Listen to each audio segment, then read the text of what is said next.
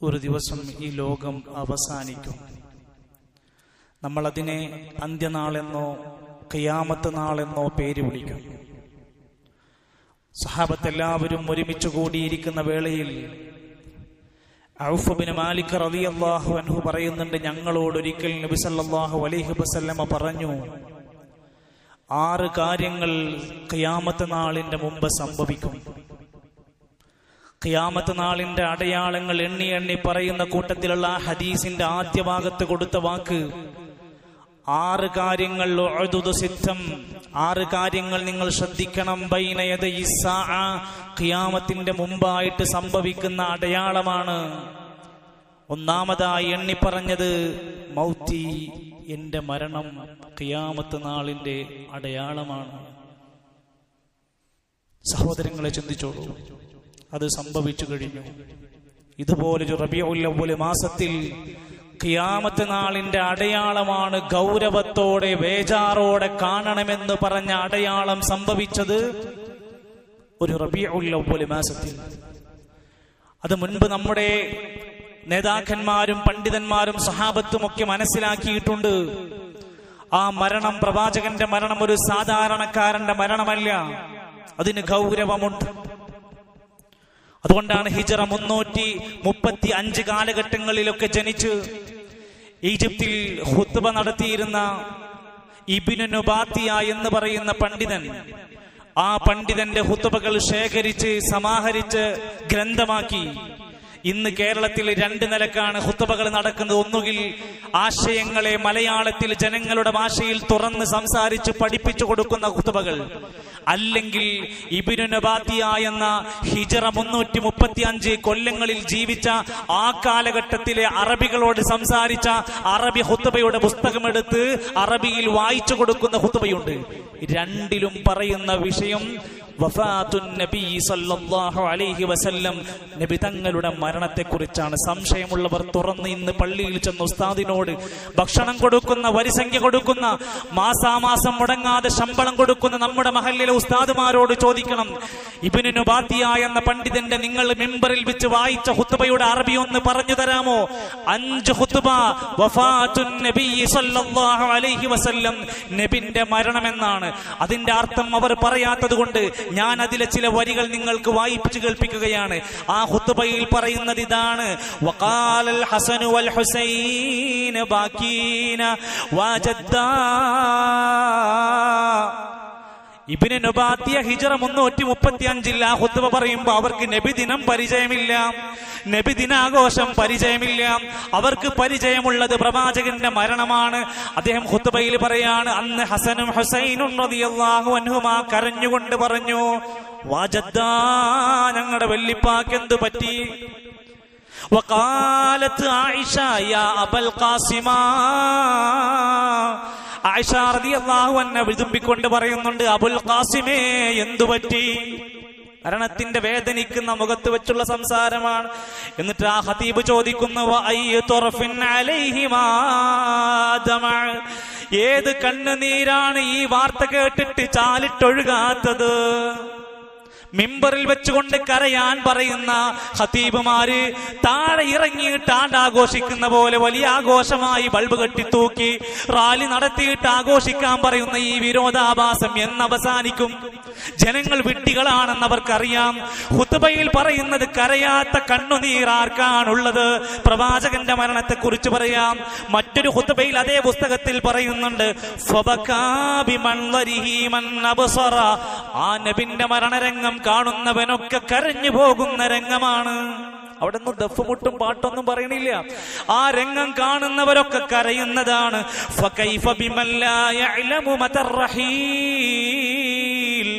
അത് കാണുന്ന ചിന്തിക്കുന്ന മനുഷ്യൻ എങ്ങനെയാണ്?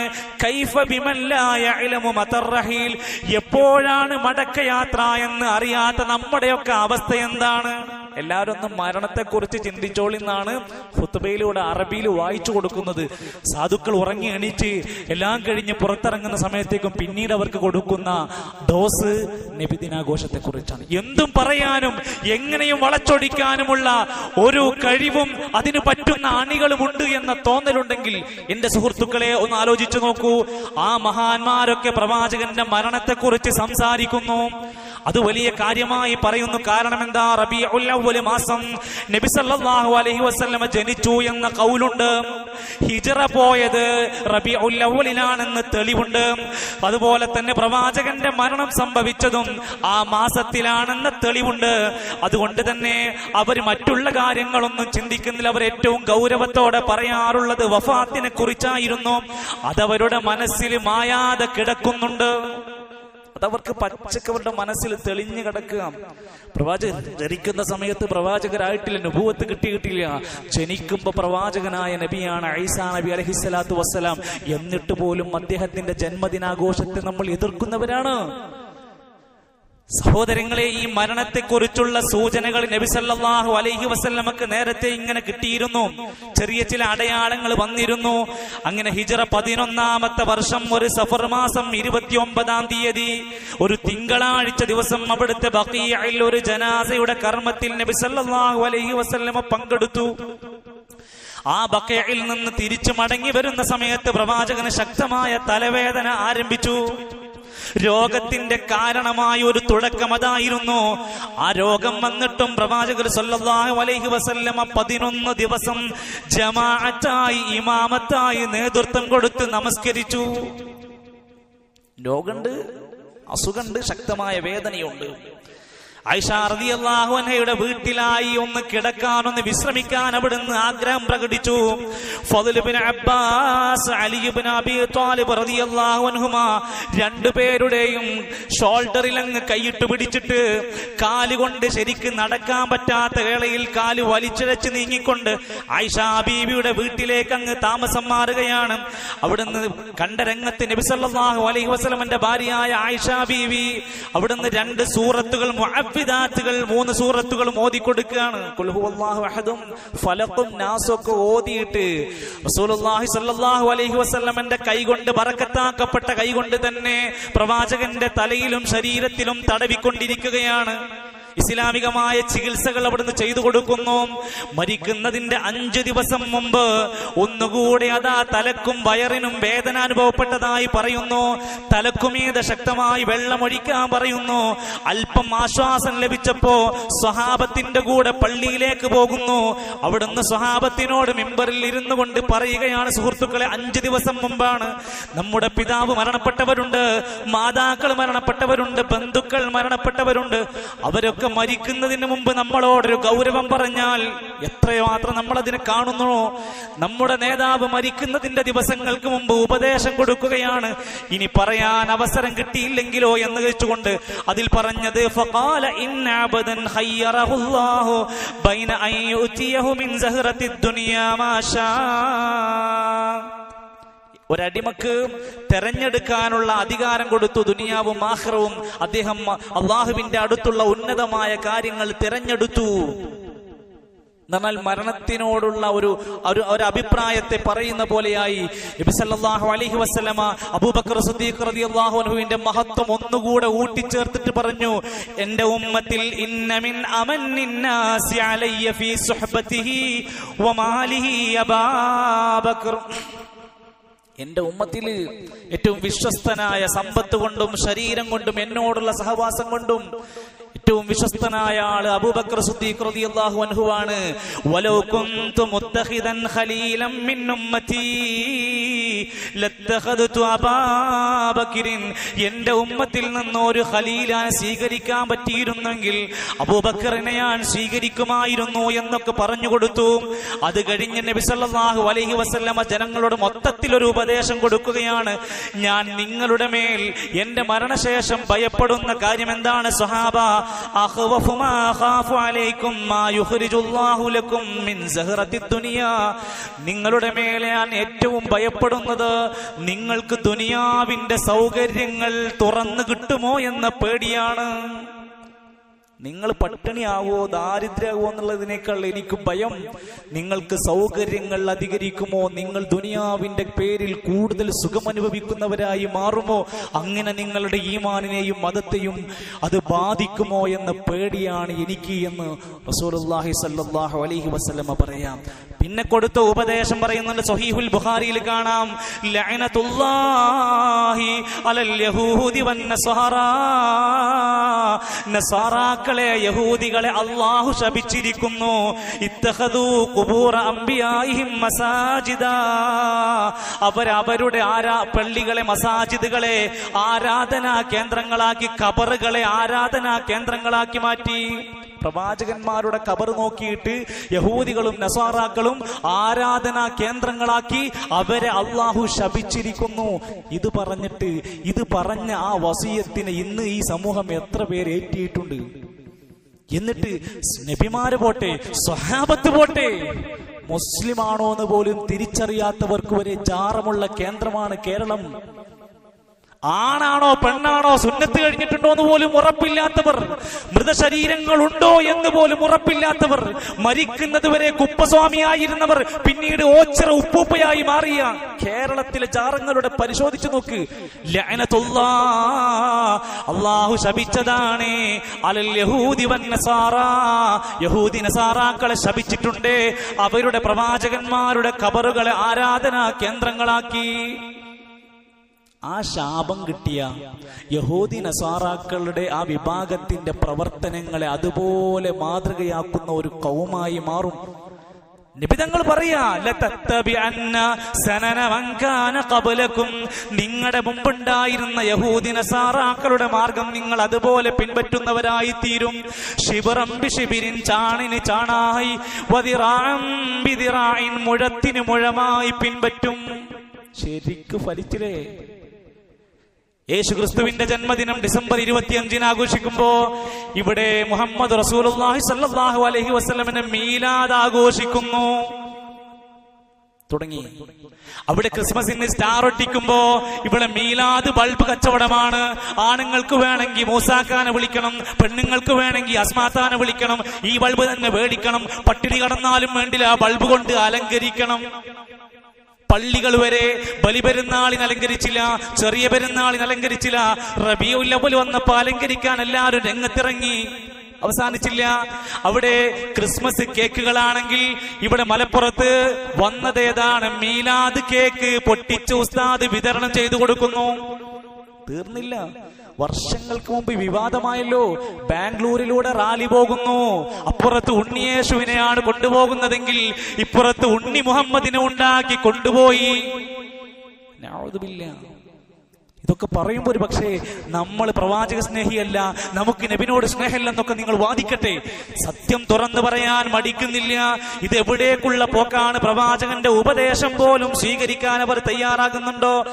അല്ലാഹുമ്മ ലാ തജഅൽ ഖബ്രി വതനൻ യുഅബദ്, അല്ലാഹുവേ എന്റെ ഖബറിനെ ആരാധനാ കേന്ദ്രമാക്കി മാറ്റരുതേ. മരിക്കുന്നതിന് മുമ്പുള്ള വാക്കുകളാണ് ഞാൻ പറഞ്ഞത്. ഇസ്തദ്ദ ഗളബുല്ലാഹി അലാ ഖൗമിൻ, അല്ലാഹുവിന്റെ കോപം അതികഠിനമായിരിക്കുന്നു. ഇത്തഖദൂ ഖുബൂറ അംബിയാഇഹിം മസാജിദാ, ആരാധനാ കേന്ദ്രങ്ങളാക്കിയിട്ട് ഖബറുകളെ മാറ്റുന്ന ആളുകളെ അവരോട് അല്ലാഹുവിന് ദേഷ്യമാണ്. സഹോദരങ്ങളെ, രോഗം മൂർച്ഛിച്ച് അവസാനം റസൂൽ സല്ലല്ലാഹു അലൈഹി വസല്ലമന്റെ മരണത്തിന്റെ വേളയിൽ അവിടുന്ന് ഖൈബറിൽ കഴിച്ച ഒരു ഭക്ഷണത്തിന്റെ വിഷാംശം അവിടുന്ന് ഒരു സഹോദരി കൊടുത്ത ആ വിഷത്തിന്റെ അംശങ്ങൾ ഇന്നും എനിക്ക് വല്ലാതെ വേദനയുണ്ടാക്കുന്നു എന്ന് ആയിഷ റളിയല്ലാഹു അൻഹയോട് ചെന്ന് പറയുന്ന രംഗമുണ്ട്. ഫാത്തിമ റളിയല്ലാഹു അൻഹ പ്രവാചകന്റെ ആ വിഷമവും വേദനയും കണ്ടിട്ട് പറയുന്നുണ്ട്, വാക്കർ ബാബാ, എന്റെ വാപ്പാക്ക് ഇന്ന് എന്തൊരു ബുദ്ധിമുട്ടാണ്, എന്തൊരു പ്രയാസമാണ്. നബി തങ്ങൾ ആശ്വസിപ്പിക്കുന്നുണ്ട്, ഇന്നേ ദിവസം കഴിഞ്ഞാ നിന്റെ വാപ്പാക്ക് ഇന്നൊരു പ്രയാസമില്ല. നമുക്കാർക്കെങ്കിലും പറയാൻ പറ്റുമോ? ആ പ്രവാചകർ അവിടുന്ന് മകളെ ആശ്വസിപ്പിച്ചു, സമാധാനിപ്പിച്ചു. സാരമില്ല, വാപ്പാക്ക് ഇന്ന് കഴിഞ്ഞാൽ വേദനയില്ല. ആയിഷ റളിയല്ലാഹു അൻഹയുടെ മടിയിൽ കിടന്നുകൊണ്ട് അബ്ദുറഹ്മാൻ ഇബ്നു അബൂബക്കർ റളിയല്ലാഹു അൻഹുവിന്റെ കയ്യിലുണ്ടായിരുന്ന അറാക്ക് കൊള്ളിയുണ്ട് നബി തങ്ങൾക്ക് പല്ല് തേച്ചു കൊടുത്തുകൊണ്ട് ആയിഷ ബീവിയുടെ മടിത്തട്ടിൽ കിടന്നുകൊണ്ട് അവസാനം മരണത്തിന്റെ വേദനകൾ സഹിച്ച് റബീഉൽ അവ്വൽ മാസത്തിന്റെ ഒരു ദിവസത്തിൽ അത് നടക്കുമ്പോ മറക്കാൻ കഴിയില്ല. മുസ്ലിമീങ്ങളായി ഈമാനുള്ള ഒരു മനുഷ്യനും സഹിക്കാൻ കഴിയാത്ത നൊമ്പര കാഴ്ചയായിരുന്നു. വേദന കൊണ്ട് പൊളഞ്ഞുകൊണ്ട് റസൂലുള്ളാഹി സ്വല്ലല്ലാഹു അലൈഹി വസല്ലമ ആ മുഖം ഇങ്ങനെ വെള്ളം കൊണ്ട് ഇങ്ങനെ തടവി കൊടുക്കുന്നുണ്ട്. ഇടയ്ക്ക് സംസാരിക്കാൻ കഴിയുമ്പോ പറയുന്നുണ്ട്, ലാ ഇലാഹ ഇല്ലല്ലാഹ് ഇന്നലിൽ മൗതി സക്കറാത്ത്. ഒരു പ്രവാചകരാണ് പറയുന്നത്, മരണത്തിന് വല്ലാത്ത വേദനയുണ്ട്, മരണത്തിന് വല്ലാത്ത വേദനയുണ്ട്, അസഹ്യമായ വേദനയാണ് എന്നും പറഞ്ഞുകൊണ്ട് കൈകൾ ഇങ്ങനെ ആകാശത്തേക്ക് ഉയർത്തിയിട്ട് മൂന്ന് പ്രാവശ്യം ഇങ്ങനെ പറയുന്നുണ്ട്. അങ്ങനെ ലോകത്ത് നിന്ന് അങ്ങനെ റസൂലുള്ളാഹി സ്വല്ലല്ലാഹു അലൈഹി വസല്ലമ വിട പറഞ്ഞു പോയ റബീഉൽ അവ്വലിന്റെ ചരിത്രം പറയുമ്പോ സ്വഹാബത്ത് ഈ രംഗം നേർക്ക് നേരെ സാക്ഷിയായവരാണ്. സ്നേഹം അങ്ങേയറ്റം ഉള്ളവരാണ്. നബിന്റെ ജനനത്തിലും നബിയുടെ മരണത്തിലും ഹിജ്റയിലും യുദ്ധങ്ങളിലും പങ്കെടുത്തവരാണ്. അവര് ആ റബീഉൽ അവ്വൽ മാസത്തിൽ എന്താ സംഭവിച്ചത്? അബൂബക്കർ റളിയല്ലാഹു അൻഹു ഒരു കുട്ടിയെ പോലെ ഇരുന്ന് കരയാൻ തുടങ്ങി. ഒരു കുട്ടി ഇരുന്ന് തേങ്ങിക്കരയുന്നത് പോലെ വിഷമം കൊണ്ട് കരഞ്ഞു. ധീരനായ ഉമർ ഇബ്നുൽ ഖത്താബ് റളിയല്ലാഹു അൻഹു, ശക്തനായ ഉമർ ഇബ്നുൽ ഖത്താബ് റളിയല്ലാഹു അൻഹു ഇത് അംഗീകരിക്കാൻ സാധിച്ചിരുന്നില്ല. അദ്ദേഹം മരിക്കേ, പ്രവാചകർ മരിക്കേ. പിന്നീട് ഇത് പറഞ്ഞു ബോധ്യപ്പെടുത്തി കൊടുത്തു. സഹാബത്ത് പറയാണ്, മദീനയിൽ അന്ന് കയറി ചെന്ന സമയത്ത് അതാ ഫമാ റഅയ്തു യൗമൻ കാന അഖബഹ വലാ അളമ മിൻ യൗമിൻ മാത ഫീഹി റസൂലുള്ളാഹി സ്വല്ലല്ലാഹു അലൈഹി വസല്ലം. പ്രവാചകർ ഞങ്ങളിലേക്ക് ഹിജ്റ ചെയ്തു വന്നപ്പോൾ തെളിഞ്ഞ പ്രകാശമായിരുന്നു, സന്തോഷമായിരുന്നു, അവിടെ വെളിച്ചം ആനന്ദമായിരുന്നു. പക്ഷേ ഞങ്ങളുടെ ജീവിതത്തിൽ ഏറ്റവും ഇരുട്ട് നിറഞ്ഞ, വെളിച്ചം കെട്ടുപോയ, മദീന മുഴുവൻ കരഞ്ഞു പോയ ശാന്തമായ ഒരു ദിവസമായിരുന്നു. റസൂലുള്ളാഹി സ്വല്ലല്ലാഹു അലൈഹി വസല്ലമ മരിച്ചു എന്ന വാർത്ത അറിഞ്ഞപ്പോ ഇതൊക്കെ ഖുതുബയിൽ പറഞ്ഞു കൊടുത്തിട്ടും ആളുകൾ മനസ്സിലാവാതെ അതിനെക്കുറിച്ച് ചിന്തിക്കാതെ കടന്നു പോകുന്നു. ആരാണ് ഉത്തരവാദികൾ? മരണത്തിന്റെ 4 ദിവസങ്ങൾക്ക് മുമ്പ് പോലും പ്രവാചകര് വല്ലാതെ രോഗം മൂർച്ഛിച്ച അവസ്ഥകൾ വരെ പണ്ഡിതന്മാർ പറയുന്നുണ്ട് ഹദീസുകളിലൂടെ. 4 നേരം ജനങ്ങൾക്ക് ഇമാമായി നിന്നു. ഇശാ നമസ്കരിച്ചുകൊണ്ടിരിക്കുന്ന സമയത്ത് ബോധം നഷ്ടപ്പെട്ടു. ബോധം നഷ്ടപ്പെട്ട് തിരിച്ചു വരുമ്പോഴും ചോദിക്കുന്നത്, അവര് നമസ്കരിച്ചോ? നബി ചോദിക്കുകയാണ് സല്ലല്ലാഹു അലൈഹി വസല്ലം, അവര് അവിടെ നമസ്കാരം കൃത്യമായിട്ട് ചെയ്യുന്നില്ലേ? നമസ്കാരത്തിന്റെ ഗൗരവം പറഞ്ഞു കൊടുത്തു. ഓരോ രംഗങ്ങളും റസൂലുള്ളാഹി സ്വല്ലല്ലാഹു അലൈഹി വസല്ലമയുടെ നേർക്ക് നേരെ അവർ കാണുകയാണ്. മരണപ്പെടുന്ന ദിവസം അതാ ഒരു തിങ്കളാഴ്ചയാണെന്നും സുബ്ഹ് നമസ്കാര സമയത്തിന് അബൂബക്കർ റളിയല്ലാഹു അൻഹു ഇമാമായി നമസ്കരിച്ചു എന്നും പ്രവാചകന് പങ്കെടുക്കാൻ കഴിഞ്ഞില്ല എന്നും അവരോട് ഇമാമായി നമസ്കരിക്കാൻ പറയുകയൊക്കെ ചെയ്തു. ഒരു ളുഹാ സമയത്താണ് റസൂലുള്ളാഹി സ്വല്ലല്ലാഹു അലൈഹി വസല്ലമ തങ്ങൾ മരണപ്പെടുന്നത്. നമ്മുടെ നാട്ടിലെ റാലി നടക്കുന്ന, സൽക്കാരം നടക്കുന്ന ആ ഒരു ളുഹാ സമയമുണ്ടല്ലോ, ആ സമയത്ത് പ്രവാചകർ മരിക്കുകയാണ്. ഫാത്തിമ റളിയല്ലാഹു അൻഹയെ 2 പ്രാവശ്യം അടുത്തേക്ക് വിളിച്ചിട്ട് സ്വകാര്യം പറഞ്ഞു കൊടുക്കുന്നുണ്ട്. ചില സംസാരങ്ങൾ അവിടെ നിന്ന് പറഞ്ഞു കൊടുക്കുന്നു. എന്റെ ശേഷം ഈ കുടുംബത്തിൽ നിന്ന് ആദ്യമായി നീയായിരിക്കും ഫാത്തിമ വരിക എന്ന് പറഞ്ഞു. ഹസൻ ഹുസൈൻ റളിയല്ലാഹു അൻഹുമാ അവരെ ചേർത്ത് വെച്ചുകൊണ്ട് വസിയത്ത് കൊടുത്തു. ഭാര്യമാരെല്ലാവരെയും അടുത്തേക്ക് വിളിച്ച് വസിയത്ത് കൊടുത്തു. ജനങ്ങളോടെല്ലാം വസിയത്ത് കൊടുത്തു. അസ്സലാ വമാ മലക്കത് ഐമാനുക്കും, അസ്സലാ വമാ മലക്കത് ഐമാനുക്കും, നിസ്കാരം, നിസ്കാരത്തിന്റെ കാര്യം മറക്കണ്ട എന്ന് പറഞ്ഞ് വീണ്ടും ഗൗരവത്തോടെ ഓർമ്മപ്പെടുത്തും. ഈ രംഗങ്ങളൊക്കെ ദീർഘമായി പഠിക്കേണ്ട വിഷയങ്ങളാണ്. ഒരു വലിയ ചരിത്രം തന്നെ അദ്ദേഹത്തിന്റെ മരണത്തിന്റെ തൊട്ടു മുമ്പുള്ള മാസങ്ങളിൽ നടന്ന ചില സംഭവങ്ങൾ ചേർത്ത് വെക്കാനുണ്ട്. സഹോദരങ്ങളെ, ചേർത്ത് വെച്ചോ. നബി സല്ലല്ലാഹു അലൈഹി വസല്ലമ വേദന കൊണ്ട് പൊളഞ്ഞ ഈ ദിനങ്ങൾ ഇന്നത്തെ സമൂഹം ആഘോഷിക്കുകയാണ്. സത്യമല്ലേ? ആണ്. റസൂല് മരണപ്പെട്ട ളുഹാ സമയത്ത് ഘോഷയാത്രയും മുട്ടും പാട്ടും വഴിതടയലും പ്രയാസം സൃഷ്ടിക്കലുമായ ആളുകൾ ഇന്ന് തെരുവുകളിലാണ്. റസൂലിന്റെ മരണം സഹിക്കാനാവാതെ സ്വഹാബിമാര് ബോധരഹിതരായി. ചിലർ മദീനയിൽ നിൽക്കാൻ കഴിയാതെ പ്രയാസം കാരണം മദീനയിൽ നിന്ന് നാടുവിട്ടു. അത്രക്ക് ശക്തമായ സ്നേഹം പ്രകടിപ്പിച്ചവരാണ്. ആ പ്രവാചകൻ സല്ലല്ലാഹു അലൈഹി വസല്ലം വഫാത്തായ ദിനം ഒരു ആഘോഷമാക്കാൻ മുസ്ലിമിന് സാധിക്കുമോ? അപ്പൊ ആളുകൾ ചോദിക്കുന്നു, ജനിച്ചതും മരിച്ചതും ഒരു ദിവസമാണെങ്കിൽ നമുക്ക് മരണം അങ്ങ് വിട്ടേക്കാം, ജനനം അങ്ങ് ആഘോഷിച്ചൂടെ? അതും അവർ ചെയ്തില്ല, സ്വഹാബത്ത് ചെയ്തില്ല. കാരണം എന്താ? അവർ പറയുന്നത്, നബി സല്ലല്ലാഹു അലൈഹി വസല്ലം പറഞ്ഞ വിശ്വാസികൾക്ക് ഏറ്റവും വലിയ മുസീബത്ത്, ഇദാ അസ്വാബ അഹദുകും മുസീബ ഫല്യദ്കുർ മുസീബതഹു ബി ഫഇന്നഹാ മിൻ അഅ്ളമിൽ ബസായിബി. ഏറ്റവും വേദനിക്കുന്ന പ്രയാസം എന്ന് പറഞ്ഞത് ഞാൻ കാരണമുണ്ടാകുന്ന പ്രയാസമായിരിക്കും, മരണമായിരിക്കും. അതിനേക്കാൾ വലുത് വേറൊന്നും ഇല്ല എന്ന്. അതുകൊണ്ട് എന്റെ സുഹൃത്തുക്കളെ, ഈ മരണത്തെക്കാൾ വലിയ പ്രയാസം നമുക്ക് ആർക്കെങ്കിലും ഉണ്ടോ? ഇല്ല. അതാണ് നമ്മൾ ഓർക്കേണ്ടത്. അതോടൊപ്പം തന്നെ ഈ ഒരു സന്ദർഭത്തിൽ പല ആളുകളെ തെറ്റിദ്ധരിപ്പിക്കാൻ എവിടെ വരെ എത്തിച്ചു എന്ന് വെച്ചാൽ ഇസ്ലാമിന്റെ സന്ദേശങ്ങൾ പച്ചക്ക് ദുർവ്യാഖ്യാനം ചെയ്തു. 1987 റിസാല എന്ന് പറയുന്ന ഒരു മാസികയിൽ എഴുതി വെച്ചത്, പെരുന്നാളിനേക്കാൾ വലിയ ആഘോഷമാണ് റബീഉൽ അവ്വൽ 12-ന്, അഥവാ 3ാമത്തെ ആഘോഷം. അതേ സമയത്ത് വേറെ ചില ചോദ്യങ്ങൾ നമുക്ക് ചോദിക്കാനുണ്ട്. പ്രവാചകർ മരണപ്പെട്ടു എന്ന് പറയുന്ന റബീഉൽ അവ്വലിൽ എന്തുകൊണ്ട് ഇവർ ആണ്ടാഘോഷിക്കുന്നില്ല? CM മടവൂരിന്റെ ആണ്ടാഘോഷിക്കുന്നു, ചീലാനിയുടെ ആണ്ടാഘോഷിക്കുന്നു, മമ്പുറ മക്കാമിൽ ആണ്ടാഘോഷിക്കുന്നു, കണ്ണൂർ ജില്ലയിലെ വിവിധ പരിസരങ്ങളിൽ ജാറങ്ങളിൽ ആണ്ടാഘോഷിക്കുന്നു. എന്നാൽ എന്താണ് ഇവർ റബീഉൽ അവ്വലിൽ പ്രവാചകർ മരണപ്പെട്ടപ്പോൾ നബിന്റെ ആണ്ടാഘോഷിക്കാത്തതെന്ത്? പോരെ, ആ മഹാനല്ലാഞ്ഞിട്ടാണോ? നേതാവല്ലാഞ്ഞിട്ടാണോ? പഠിക്കണം സുഹൃത്തുക്കൾ. ഇതൊക്കെ സ്വന്തം ഇഷ്ടങ്ങൾക്കനുസരിച്ചുകൊണ്ട് ഓരോരുത്തരും സ്വയം കാട്ടിക്കൂട്ടുന്ന ചില വിക്രിയകളെ ന്യായീകരിക്കാൻ വകുപ്പില്ല. അതുകൊണ്ട് നമ്മൾ പഠിക്കുക.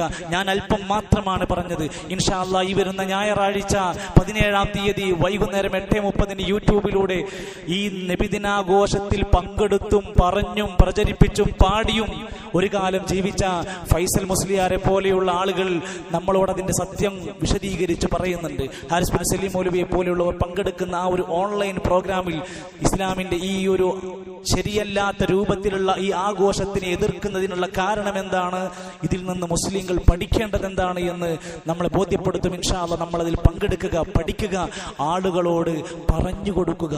എതിർക്കാം, വിമർശിക്കാം, പരിഹസിക്കാം, അവർ കുത്തുവാക്കുകൾ പറഞ്ഞേക്കാം. പക്ഷേ സത്യം പറയുന്നതിൽ നമ്മൾ ഒരിക്കലും ലജ്ജ കാണിക്കേണ്ടതില്ല. അള്ളാഹു സത്യത്തെ എന്നുമെന്നും സഹായിക്കുകയും വിജയിപ്പിക്കുകയും ചെയ്യുമാറാകട്ടെ.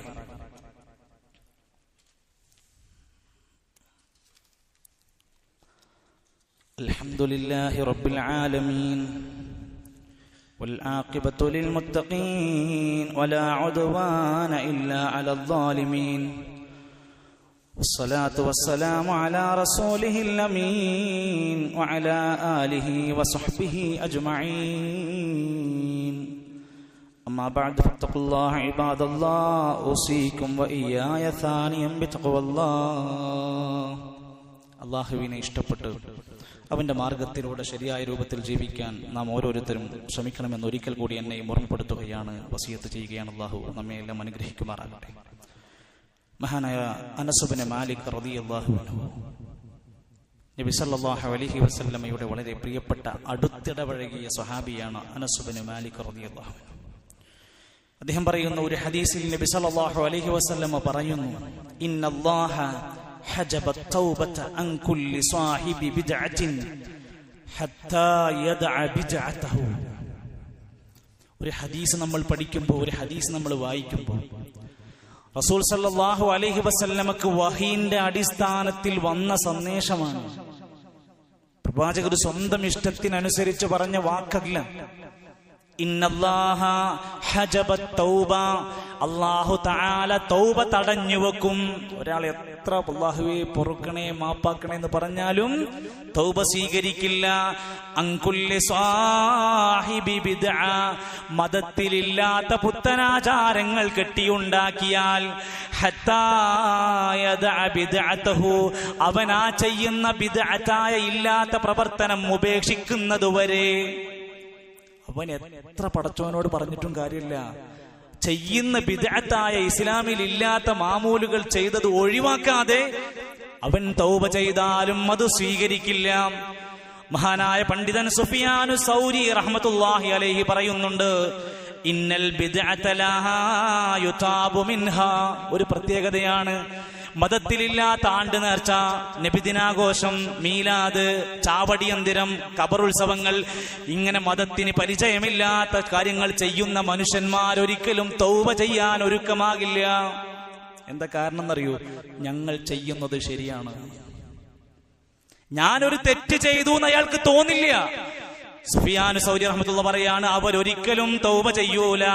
വൽ മഅസിയതു യുതാബു മിൻഹാ, കള്ളു കുടിക്കുന്ന മനുഷ്യൻ തൗബ ചെയ്യും, വ്യഭിചരിക്കുന്ന മനുഷ്യൻ തൗബ ചെയ്യും, പലിശക്ക് മേടിക്കുന്നവൻ തൗബ ചെയ്ത് നന്നാവും, കളവ് നടത്തുന്നവൻ തൗബ ചെയ്ത് നന്നാകും. കാരണം അവൻക്കറിയാം ഞാൻ ചെയ്യുന്നത് തെറ്റാണ്. സഹോദരങ്ങളെ, ബിദ്അത്തായി ചെയ്യുന്ന പ്രവർത്തനം ഗൗരവമേറെയാണ്. ആ മനുഷ്യൻ അങ്ങേയറ്റം വഴികേടിലാണ്.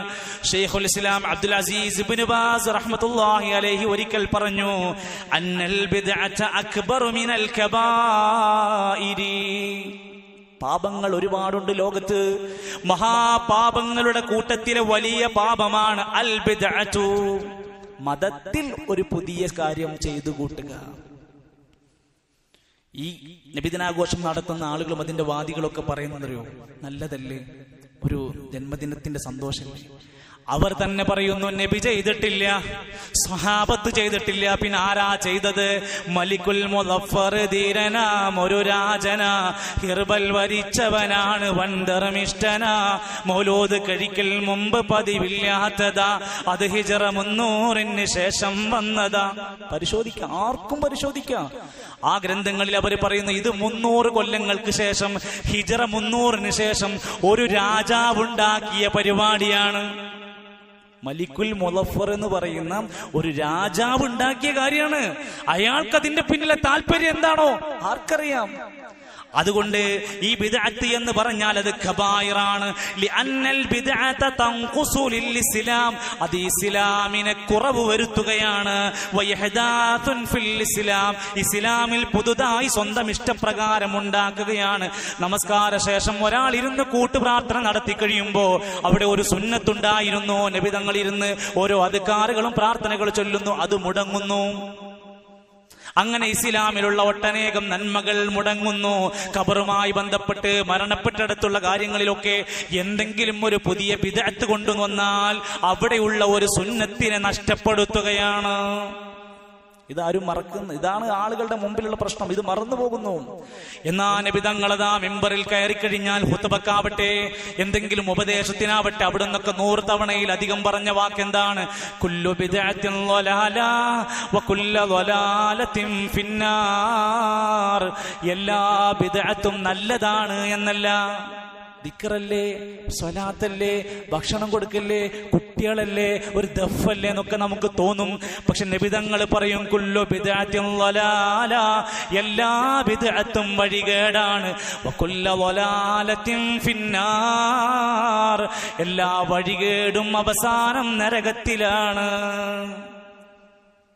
പരലോകത്ത് കുറെ ആളുകൾ വരും, അവർ നന്നായി പ്രവർത്തിച്ചിട്ടുണ്ടാവും, ഒരുപാട് ഇബാദത്തൊക്കെ ചെയ്തിട്ടുണ്ടാകും. ആമിലത്തുൻ നാസിബ, പണിയെടുത്ത് അധ്വാനിച്ച് ക്ഷീണിച്ചിട്ടുണ്ടാകും.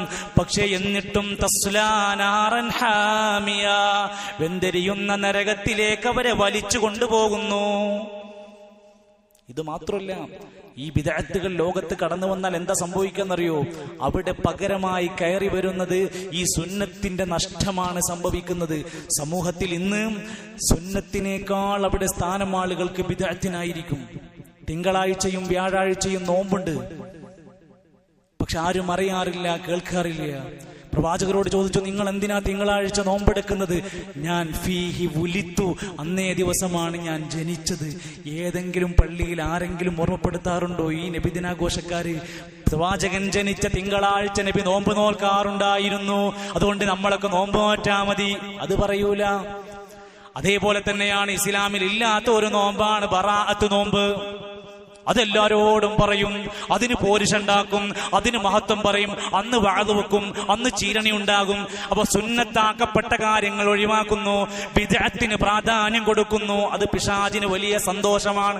സഹോദരങ്ങളെ, ഗൗരവത്തോടെ കാണുക. എന്റെ ജീവിതത്തിൽ, എന്റെ സ്വഭാവത്തിൽ, എന്റെ പെരുമാറ്റത്തിൽ, ഇബാദത്തുകളിൽ അള്ളാഹു ഇഷ്ടപ്പെടാത്ത പ്രവാചകൻ അവിടുന്ന് വിലക്കിയിട്ടുള്ള ബിദ്അത്തായ എന്തെങ്കിലും ഉണ്ടോ എന്ന് പഠിക്കാൻ ഇവിടെ തുറന്ന അവസരമുണ്ട്. ഓരോ ശനിയാഴ്ചകളിലും ഇവിടെ ക്ലാസ് നടന്നുകൊണ്ടിരിക്കുന്നു, സംശയങ്ങൾ ദൂരീകരിച്ചു കൊടുത്തുകൊണ്ടിരിക്കുന്നു. പഠിക്കാനുള്ള അവസരം ദൂരേക്കൊന്നും പോകാതെ നമ്മുടെ തൊട്ടു മുമ്പിലുണ്ട്. എല്ലാവരെയും ഒന്ന് ഓർമ്മപ്പെടുത്തുകയാണ് എന്റെ സഹോദരങ്ങളെ, ഖുർആൻ ക്ലാസ്സുകളും പഠന ക്ലാസ്സുകളും വലിയ താല്പര്യത്തോടെ ഇനിയും മുന്നോട്ട് കൊണ്ടുപോകാൻ നമ്മൾ നമ്മുടെ കുടുംബത്തെ ആ വിഷയത്തിൽ ശ്രദ്ധ കൊടുക്കണമെന്ന് ഞാൻ സൂചിപ്പിക്കുകയാണ്. അല്ലാഹു സുബ്ഹാനഹു വ തആല നമ്മുടെ കർമ്മങ്ങൾ പരലോകത്ത് പരിശോധിക്കുന്ന വേളയിൽ യാതൊരു കുറവും വരാതെ റബ്ബിന്റെ മുമ്പിൽ സ്വീകരിക്കപ്പെടുന്ന അമലാക്കി മാറ്റി തരുമാറാകട്ടെ. സഹോദരങ്ങളെ, നമ്മളൊക്കെ സന്തോഷത്തോടുകൂടെ കഴിയുമ്പോഴും നമ്മുടെ പല കുടുംബങ്ങളും സഹോദരങ്ങളും സഹോദരിമാരൊക്കെ രോഗങ്ങളിലും പ്രയാസങ്ങളിലുമൊക്കെ കഷ്ടപ്പാടുകളിലൊക്കെയായി ജീവിച്ചു കൊണ്ടിരിക്കുകയാണ്. ഒരു സഹോദരൻ അദ്ദേഹത്തിന്റെ വിഷമം പറഞ്ഞു. നമ്മുടെ പള്ളിയിൽ ഖുതുബയിലും മറ്റുമൊക്കെ പങ്കെടുക്കാറുള്ള സഹോദരന്റെ കുടുംബത്തിൽ ജമീല എന്ന അവരുടെ ഭാര്യ 40 വയസ്സുകാരിയാണ്. 10 വർഷമായി തന്റെ സമ്പത്തും തന്റെ ജോലിയും എല്ലാം കൊണ്ടും ചികിത്സിച്ചു കൊണ്ടിരിക്കുന്ന ആ സഹോദരിക്ക് 50 ലക്ഷം രൂപയുടെ ചികിത്സയാണ്, മജ്ജ മാറ്റിവെക്കലാണ് വരുന്നത്. സാമ്പത്തിക സഹായത്തെക്കാൾ ഉപരിയായി ഒരുപക്ഷെ നമ്മൾ ആരുടെയെങ്കിലും ഒരു മനുഷ്യന്റെ ആത്മാർത്ഥമായ പ്രാർത്ഥന അവരുടെ രോഗത്തിന് പകുതി ആശ്വാസമാകാൻ കഴിയുമെങ്കിൽ എന്ന വസിയത്തോടെ ദുആ കൊണ്ട് വസിയത്ത് പറഞ്ഞിട്ടുണ്ട്. എല്ലാവരും അവരുടെ രോഗമോചനത്തിന് വേണ്ടി, ശിഫക്ക് വേണ്ടി ആത്മാർത്ഥമായി പ്രാർത്ഥിക്കാനും സഹകരിക്കാനും ശ്രദ്ധിക്കണമെന്ന് ഓർമ്മപ്പെടുത്തുകയാണ്. അള്ളാഹു സമ്പൂർണ്ണമായ ശിഫ നൽകി അവരനുഗ്രഹിക്കുമാറാകട്ടെ. കഴിഞ്ഞ ആഴ്ചയിൽ ഒരു പള്ളിയുമായി ബന്ധപ്പെട്ട പ്രവർത്തനങ്ങൾക്ക് വേണ്ടിയിട്ട് ഫണ്ട് സ്വരൂപിച്ചിരുന്നു. അൽഹംദുലില്ലാ 21,000-ഓളം രൂപ നമ്മളെല്ലാവരും ഒരു ദിവസം ശ്രദ്ധ കേന്ദ്രീകരിച്ചപ്പോൾ നമുക്കത് നേടിക്കൊടുക്കാൻ സാധിച്ചു. അള്ളാഹു കബൂൽ ചെയ്യുമാറാകട്ടെ. അള്ളാഹു നമ്മുടെ എല്ലാ സദുദ്ദേശ പ്രവർത്തനങ്ങളും വിജയിപ്പിക്കുമാറാകട്ടെ. നമ്മുടെ ഈ ഒരു പള്ളി മഹത്തായ സൗഭാഗ്യത്തിന്റെ ഒരു കേന്ദ്രമായി കാണുകയും കഴിയുന്ന മേഖലയിലൊക്കെ സഹായിക്കുകയും സഹകരിക്കുകയും അതിന്റെ പ്രവർത്തനങ്ങളിലൊക്കെ ആത്മാർത്ഥമായ നല്ല ശ്രമം ഉണ്ടാവുകയും വേണമെന്ന് സൂചിപ്പിക്കുകയാണ്. അള്ളാഹു നമ്മുടെ സ്വദഖാത്തുകൾ കബൂൽ ചെയ്യുമാറാകട്ടെ. മരണപ്പെട്ടു പോയവർക്ക് അള്ളാഹു മഗ്ഫിറത്തും റഹ്മത്തും നൽകുമാറാകട്ടെ. നമ്മുടെ കുടുംബത്തിലും ദാമ്പത്യ ജീവിതത്തിലും അള്ളാഹു ബറക്കത്ത് നൽകുമാറാകട്ടെ. നമ്മുടെ സമ്പത്തിലും ജോലിയിലും വരുമാനങ്ങളിലും അള്ളാഹു ഖൈറും ബറക്കാത്തും നിഅമാത്തും നൽകുമാറാകട്ടെ. അള്ളാഹു നമ്മുടെ എല്ലാവരുടെയും പ്രയാസങ്ങൾ മാറ്റിത്തരുമാറാകട്ടെ. രോഗികൾക്ക് അള്ളാഹുവേ നീ ശിഫ നൽകണമേ. അള്ളാഹുവെ കടങ്ങൾ കൊണ്ട് പ്രയാസപ്പെടുന്നവരെ നീ സഹായിക്കണമേ. അള്ളാഹുവെ ഞങ്ങളുടെ നല്ല മുറാദുകൾ ഹാസിലാക്കി തരണമേ. സന്താനങ്ങളില്ലാതെ വിഷമിക്കുന്നവർക്ക് നീ സ്വാലിഹീങ്ങളായ സന്താനങ്ങളെ നൽകണമേ റഹ്മാനെ. അള്ളാഹുവെ ഞങ്ങളുടെ മാതാപിതാക്കൾക്ക് ദീർഘായുസ്സും ആരോഗ്യവും ആഫിയത്തും പ്രദാനം ചെയ്യണമേ. അല്ലാഹുമ്മ ഗ്ഫിർ ലിൽ മുഅ്മിനീന വൽ മുഅ്മിനാത്ത് വൽ മുസ്ലിമീന വൽ മുസ്ലിമാത്ത് അൽഹയാഇ മിൻഹും വൽ അംവാത്ത്. അല്ലാഹുമ്മ അജിർനാ മിനൻ നാർ, അല്ലാഹുമ്മ അജിർനാ മിനൻ നാർ, അല്ലാഹുമ്മ അജിർനാ മിനൻ നാർ. അല്ലാഹുമ്മ അഇസ്സൽ ഇസ്ലാമ വൽ മുസ്ലിമീൻ വഅദില്ല الشرك والمشركين. اللهم طهر قلوبنا من النفاق. اللهم يا مقلب القلوب ثبت قلوبنا على دينك. ربنا آتنا في الدنيا حسنة وفي الآخرة حسنة وقنا عذاب النار. وصلى الله على نبينا محمد والحمد لله رب العالمين.